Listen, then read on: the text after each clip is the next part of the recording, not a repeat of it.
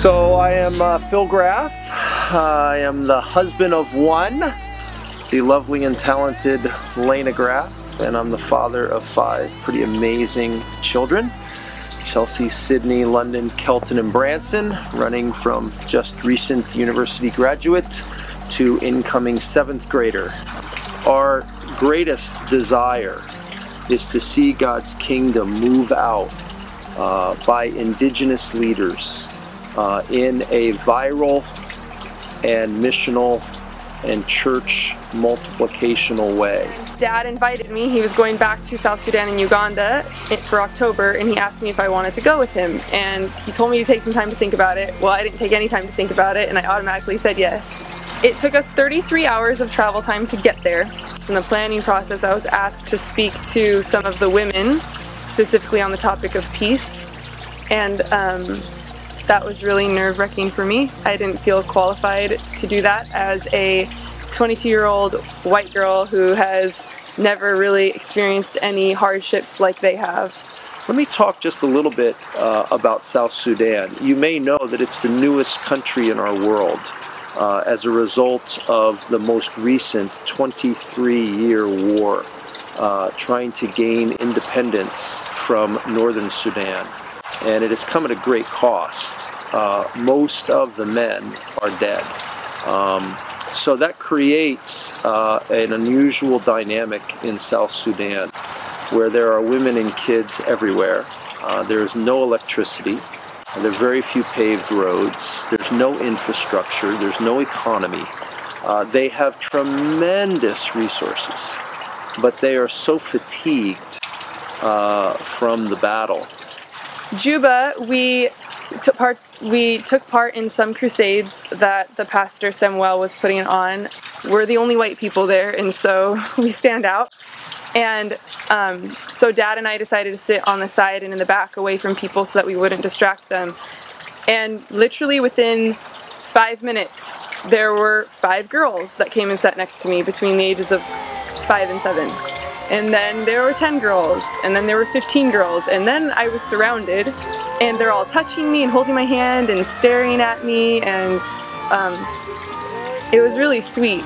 I really enjoyed it. And that happened Thursday night, Friday night, and Saturday night at the Crusades. So after Juba, we went up to WAU, and it's spelled W-A-U. Getting there was quite the adventure. There were 14 of us stuffed into a 10-passenger van. I was the only woman. And we drove on a very, very bumpy, uncomfortable road for 27 hours without sleeping. By hour 20, I lost it and started crying and felt like a failure, thinking I thought I could do everything in Africa, and then realizing I can't do everything, at least not a 27-hour trip to WAU. But we got there, and I loved WAU. WAU had less than Juba had. It really had nothing. No roads, no toilets, no showers. I bathed with a cup of water. But it was great. The people there are so humble, and they are just so warm and inviting and hospitable with nothing. And I loved WAU. And then we went down to Uganda. We met up with Abby and David Kaketo. Abby and David invited Dad and me to go to the homes for the weekend. They have 2 homes, one for the older boys and one for the younger boys. And that ruined me.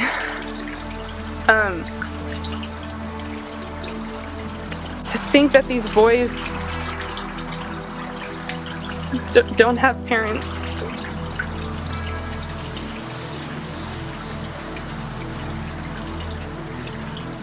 To think that they don't have parents that love them, brothers and sisters that have gone missing, that they are getting abused on the streets sexually and physically, that no one loves them, and yet they loved us so well.